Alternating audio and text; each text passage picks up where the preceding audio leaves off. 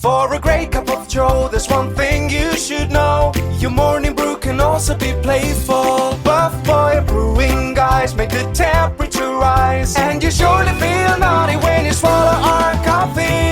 If you want some real heat, give your mouth a fine treat. You will want some more, rest assured. Buff Boy Brewing, you can't get enough of. It's time for The Scribble, your weekly fix of celebrity chats, bizarre stories in the news, and basic random chatter with best-selling author and syndicated radio host Jeremy Bradley. Make sure your seat is in the upright and locked position and your barf bag is securely in place. Here's Jeremy Bradley. Thank you very much, Larson. Jeremy Bradley here. This is The Scribble. Thanks for tuning in at thescribbleshow.com and on SoundCloud and iTunes. Lots to talk about this week. I've got some relationship stuff, some crime, and just some downright honesty things. Honesty. Honesty is the best policy. You heard that slogan before, right? Well, we're going to talk about that and relationship apps. All right, so there's a bunch of things happening today, and of course, again, we also want to send our condolences to the families in Florida. I'm not going to get into a big political debate because, first of all, I'm Canadian, and gun control is different in my country than it is in the United States. And I'm not going to say anything different than all of the commentators on CNN and all of the other networks have already said. So I'll just leave it as our thoughts and prayers are with the victims of the Florida massacre. It's a tragic story. So we're going to get into our discussion topics right after this.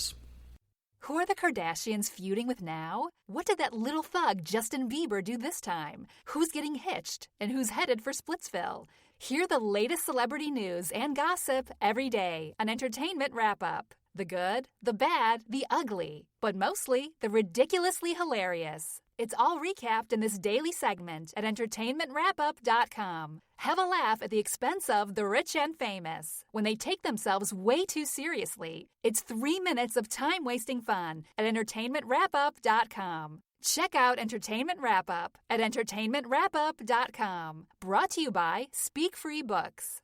JB here on The Scribble. A couple of weeks ago, I was out of town.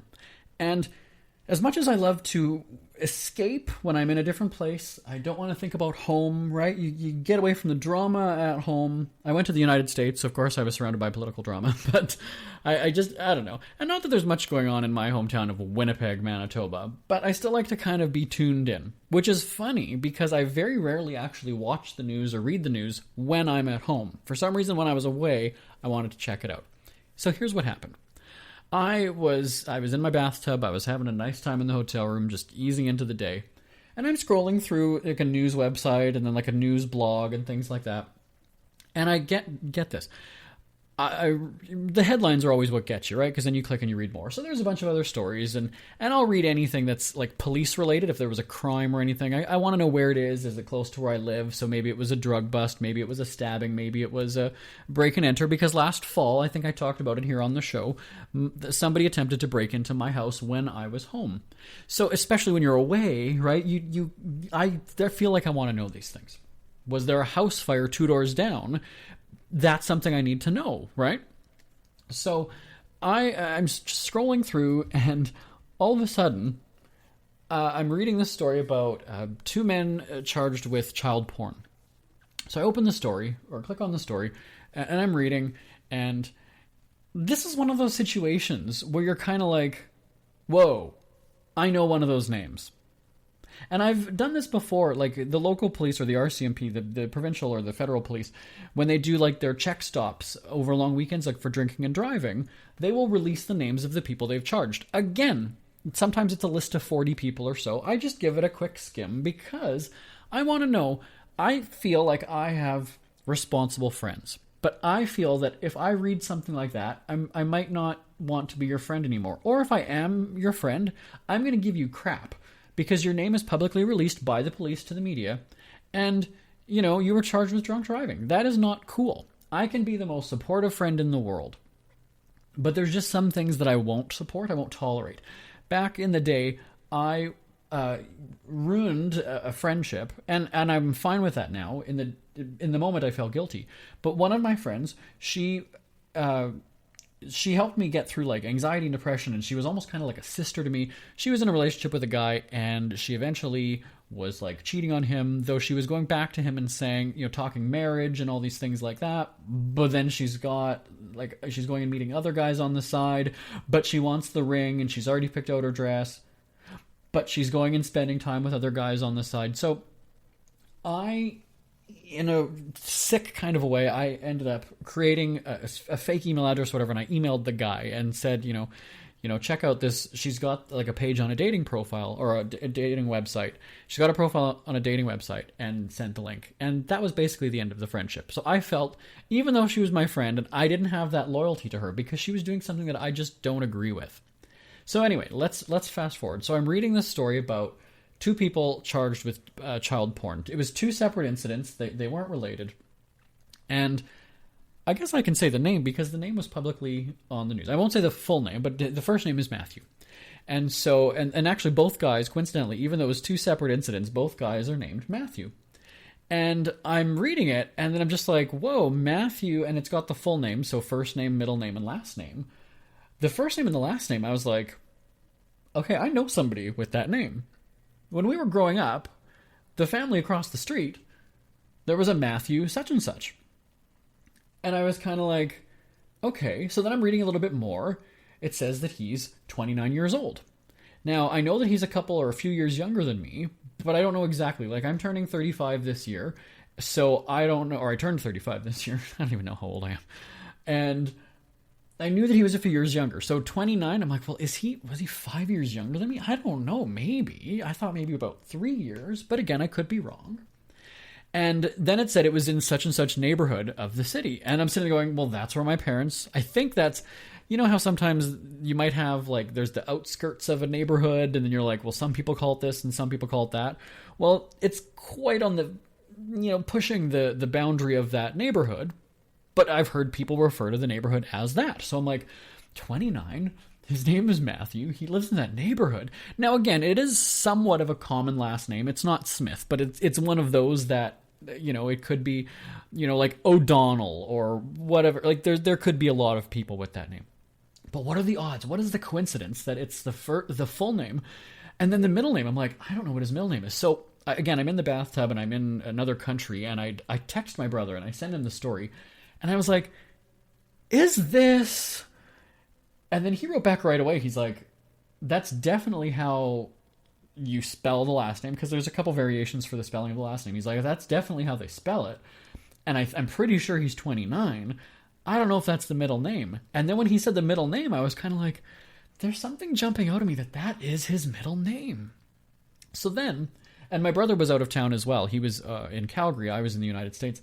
And so I guess my brother had then sent this to my mom, or was talking to my mom and mentioned, like, hey, did you hear, like, there's a story about this guy Matthew and child porn and blah, blah, blah. So then my mom talked to me a few days later, and she's like, yeah, Trevor, my brother, Trevor was saying that, you sent him this story about, that, is it him? And I'm like, I don't know. I haven't lived with my parents for almost 10 years, so I haven't seen that family. I do, I've seen them at like a community event maybe a year or so ago or 2 years ago, but I'm certainly not in regular contact with them. And then, like my mom said, well, why don't you look him up on Facebook? And I don't know the rules, but from what I've heard or from what I understand is that when somebody has like, busted for something like that, if I'm not mistaken, oftentimes their pages get shut down, right? Facebook or whoever will shut it, or maybe even the police will have that ordered to be shut down. So I don't know. And again, because it's sort of a common name, I'm just like, the matches are going to be endless, and I just didn't care. So we've got this debate of like, well, do you mention something? Like, do you jokingly go and say like, oh, I saw in the news, like, the same name? But again, how do you go and ask the parents, because he still lived at home with his family?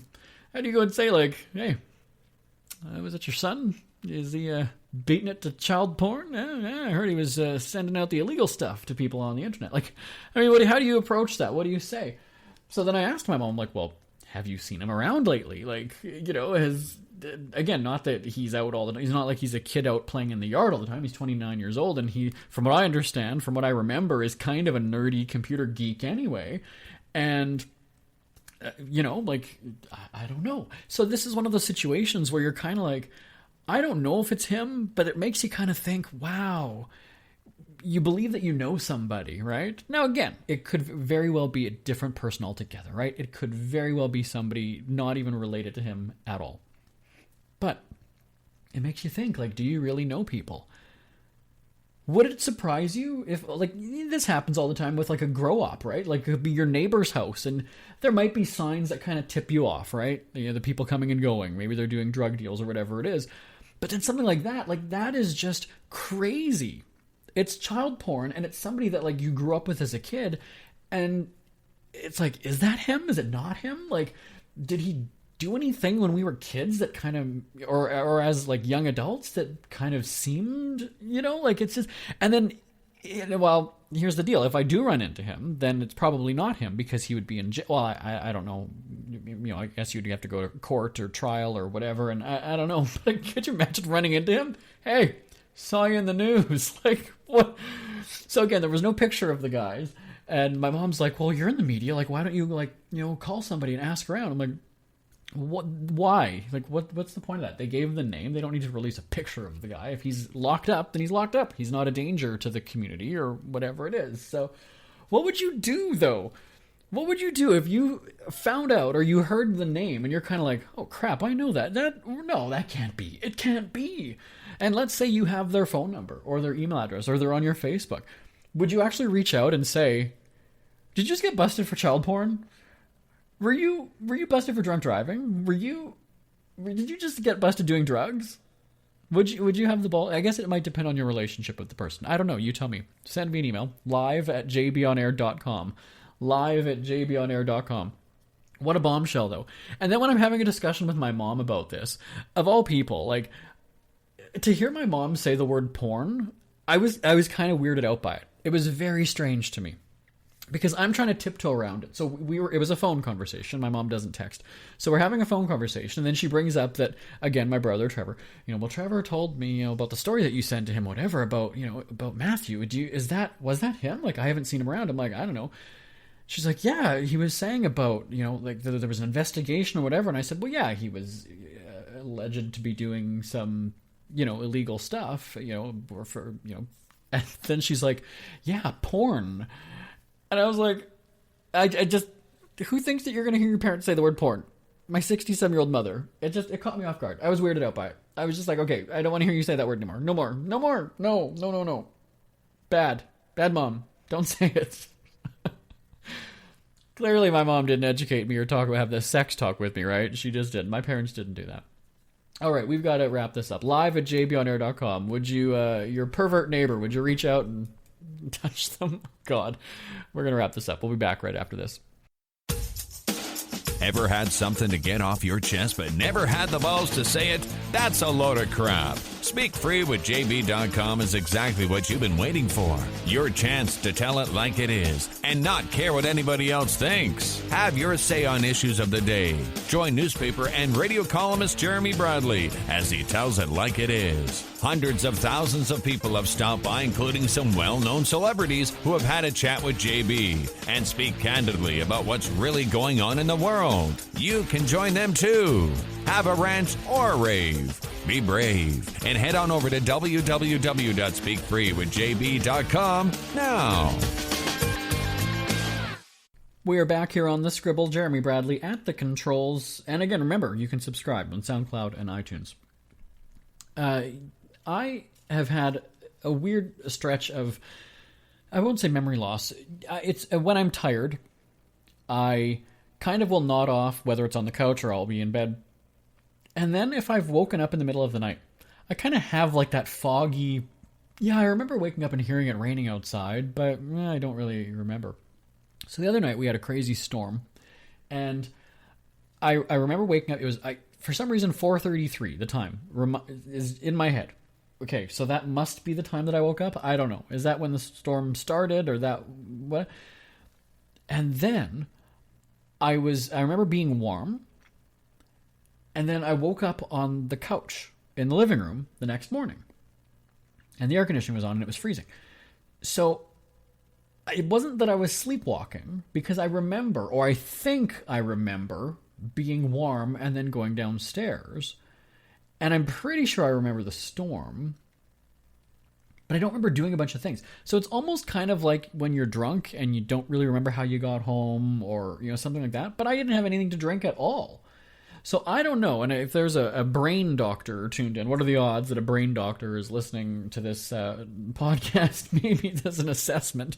Maybe there's a court order to analyze my brain and my train of thoughts. But do you ever have this where you're just that exhausted that you just don't have any memory of, what did I do when I was sleeping? Like, I didn't leave the house. I didn't do anything like that. But it's very bizarre to not remember things.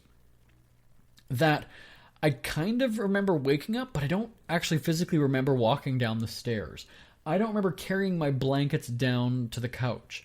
I don't remember doing a bunch of those things, but I did them. I remember kind of half of the things. So is that because my brain isn't fully awake? Is it because I just am sort of half awake and I'm doing, there's some people that will do that. Like you'll go down to the fridge and you'll get something to drink, and it's not sleepwalking because you're thirsty, but you go and do it anyway. Or you go to the bathroom, but you're still, what is this? What is going on with my body? Is it my body? Is something happening? Has this ever happened to you? It probably hasn't. Tell me either way, yes or no. Send an email, live@jbonair.com. Because it is very strange to like not remember these things. But or maybe you remember sort of doing them in the moment, but then you're kind of backtracking and you're like, is that how it played out or whatever? But I just get to this point where I'm so tired that my brain, I feel like I'm drunk, that I don't have any control over what I'm doing, but I'm doing it. And I know that I'm doing it, but am I remembering that I'm doing it? Am I making sense? Maybe I'm doing it right now. I am asleep right now here on the show. live@jbonair.com.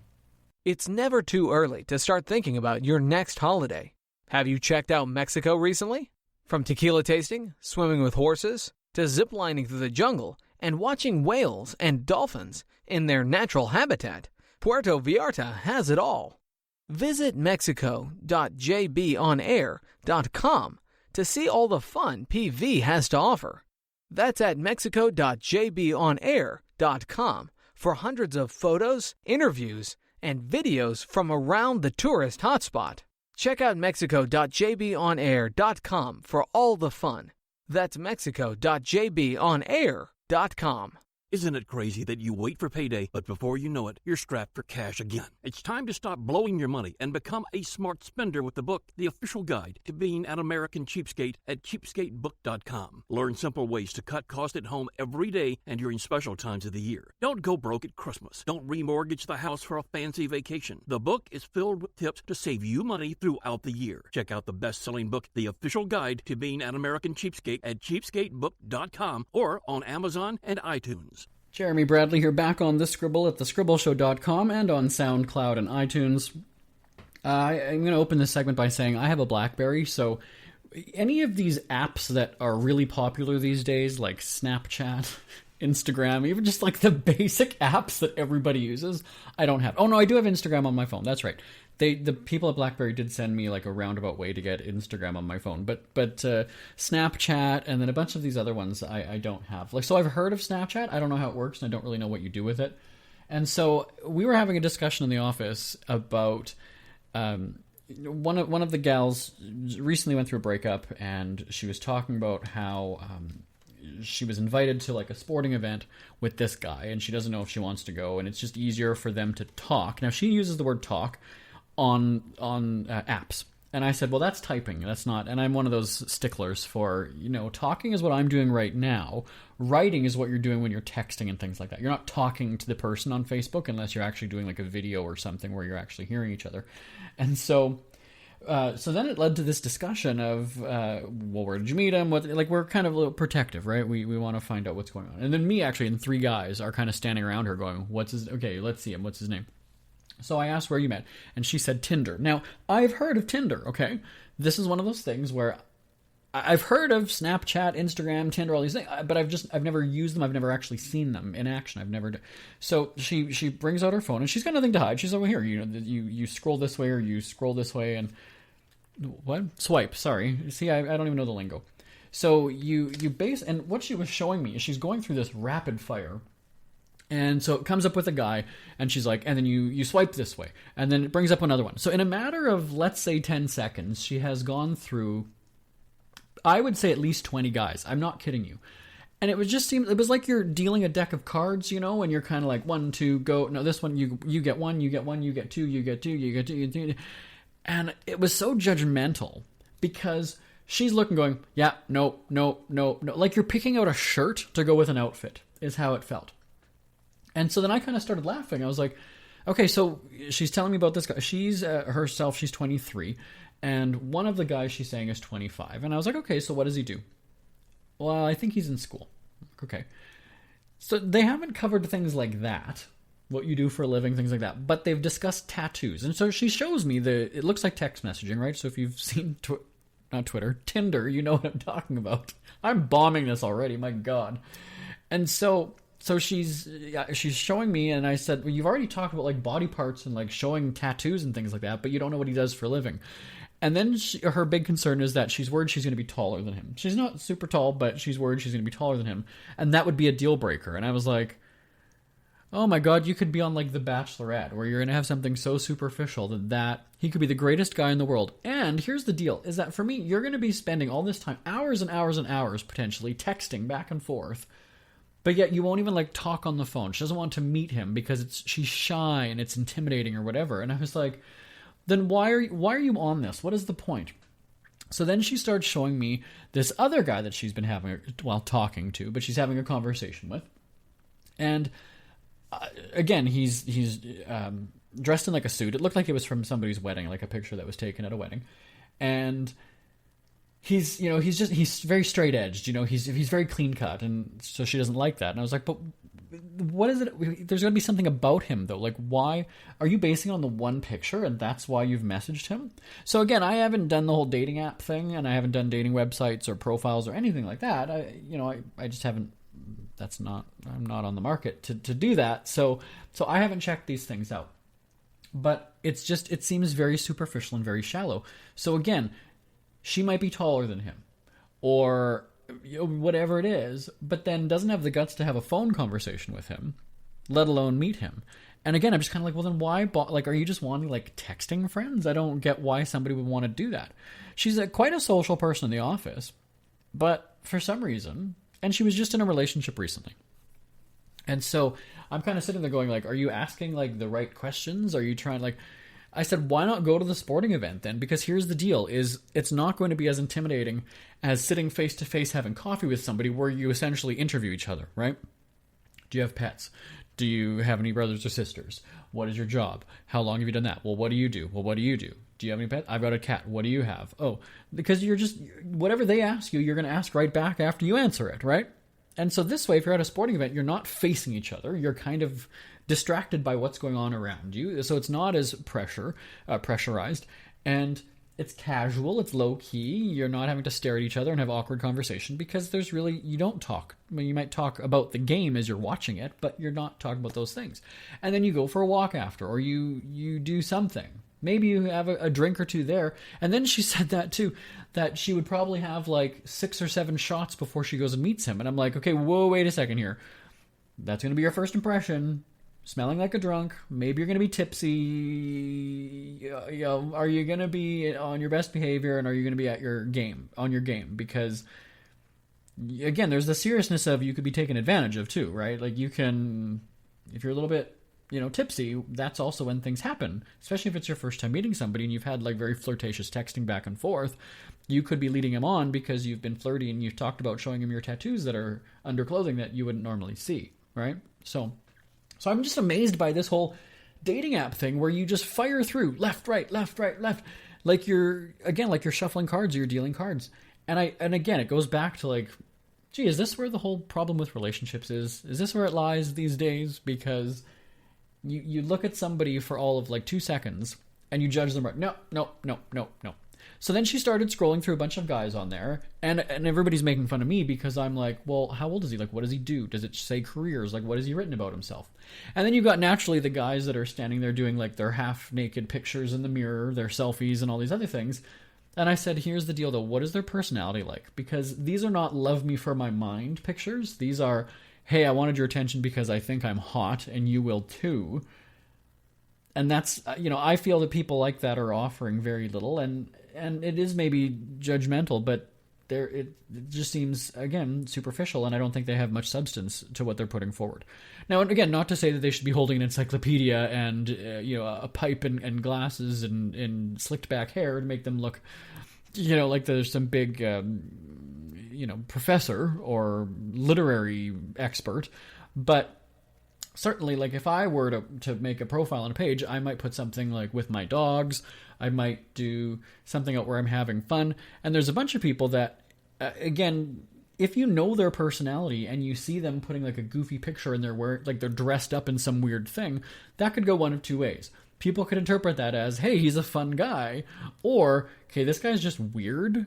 So again, you're putting that first impression out there and people are judging you in a half second. It was literally not even a second that she had these pictures on the screen and was just like, yes, no, yes, yes, yes, yes, no, no, no, no, no. Now, by the end of this, she scrolled through and she had like 200 and some matches, I believe they were called, quote unquote matches. And I was just like, so do you write to like every one of these people? Is this like that you're text messaging 200 and some people or however many it is? And she's like, no, only about 10 or 15. And now I'm sitting there going, this is like The Bachelor and Bachelorette, where it's not about getting to know one person. It is about having all of this and then narrowing it down. And when you think about it, how many people are also doing that? So yes, she might have the one guy. You're writing back and forth with the one guy. Or maybe even going and hanging out with the one guy. Or you're having a phone call with the one guy. It is becoming like there's so many to choose from now that it seems awkward because you're like having to throw yourself at the person, and that's why these half-naked selfies make sense. But if you think about it, you were attracted to it, 75 other people were, and 75 other people are throwing themselves at this person now for attention or whatever it is, and you've got to be weeded out. So what are you going to do to step up your game to win this person's attention and go to the sporting event with them or whatever it is? So it just seems like a lose-lose situation. So for as much as people say dating apps and everything are great, that's fine. But, is that person going to be focused on you? And so back in the day when there was like internet chat rooms and things like that, and you didn't have social media, I remember back in the day wanting that person to only be chatting with me, only getting to know me, only focused on me. And then you feel threatened when you believe that they are chatting or talking or hanging out with somebody else, right? Because you're supposed to be hanging out, you're supposed to be focusing your attention on me. Well, now there's social media and people have 2,000 friends on their social media page, and each one of them is progressively putting more and more skin pics as the summer rolls on. It's not hard to get dumped for something else, whether that's hotter body or whatever it is. I don't know. I would love to hear your thoughts on this. So again, send me an email. live@jbonair.com is the email address. live@jbonair.com. I gotta calm down. I got a little bit fired up there about the whole dating app thing because it's just, I don't know. I just don't feel that relationships are given enough focus and attention and dedication and seriousness. And there's so many other words I can use to describe it. But I think it's a shame. I really think it's a shame. So yes, it's great that you can put yourself out there and meet hundreds of people, literally hundreds of people. But if you're just doing it like it's like you're flipping through CDs in a discount bin, then, is it really that effective? Send your thoughts. live@jbonair.com. Ever had something to get off your chest but never had the balls to say it? That's a load of crap. Speak Free with JB.com is exactly what you've been waiting for. Your chance to tell it like it is and not care what anybody else thinks. Have your say on issues of the day. Join newspaper and radio columnist Jeremy Bradley as he tells it like it is. Hundreds of thousands of people have stopped by, including some well-known celebrities who have had a chat with JB and speak candidly about what's really going on in the world. You can join them too. Have a rant or a rave. Be brave and head on over to www.speakfreewithjb.com now. We hear you chirping. Get scribbling.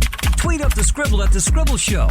Join the discussion with Jeremy Bradley. It's all going down right now on Twitter @The Scribble Show and @thescribbleshow.com. That's right, on the Twitter @The Scribble Show. Remember, I'm live tweeting it's Bachelor on Monday nights, and I can't deal with Bachelor Winter Games. I just can't. There's just something I can't do. I can't. No. And then people wanted me to tweet Celebrity Big Brother too. I'm like, I'm not that into TV. I'm not glued to the reality shows anymore. Feel free to give me a shout anytime. It's always awesome hearing from you. Live at jbonair.com is the email address. I'll talk to you next week on The Scribble. Bye-bye, everybody. Want more Scribble? Check out thescribbleshow.com for past shows, celebrity interviews, cheapskate tips, and more. That's at thescribbleshow.com and on Twitter at The Scribble Show. The Scribble is a speak-free media presentation. If you want some real heat,